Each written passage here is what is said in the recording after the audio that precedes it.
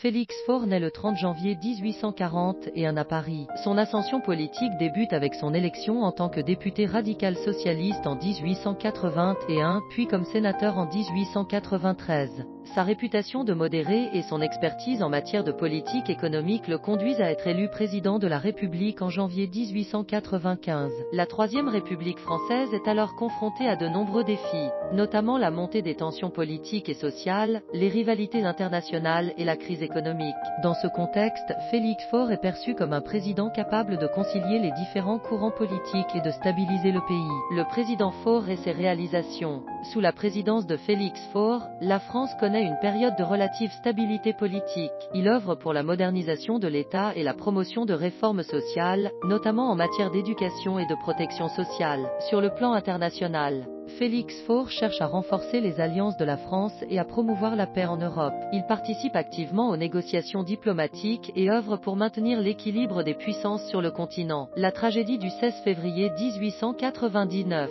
Le 16 février 1899, Félix Faure décède subitement à l'âge de 58 ans, victime d'une attaque cardiaque survenue dans le palais de l'Élysée. Sa mort soudaine plonge la France dans le deuil et suscite une vive émotion dans tout le pays. La mort du président Faure donne lieu à de nombreuses spéculations et rumeurs, notamment autour des circonstances exactes de son décès. Certains évoquent la possibilité d'une mort liée à un rendez-vous amoureux, alimentant les scandales et les conjectures dans les milieux politiques et médiatiques. L'héritage de Félix Faure. Malgré les controverses entourant sa mort, Félix Faure laisse derrière lui un héritage politique important.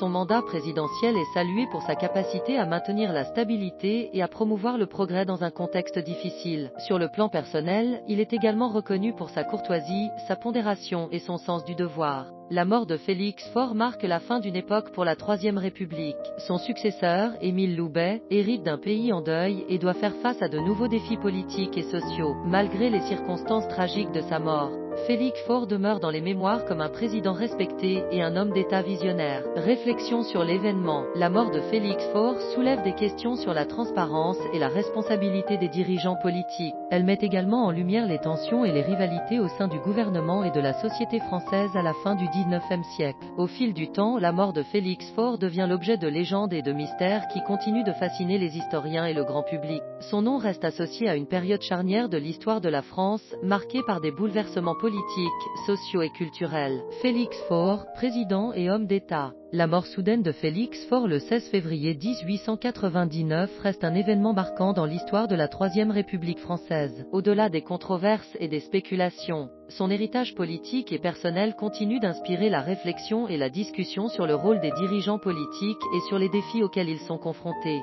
Félix Faure demeure ainsi dans les mémoires comme un président dont la contribution à l'histoire de la France ne saurait être oubliée.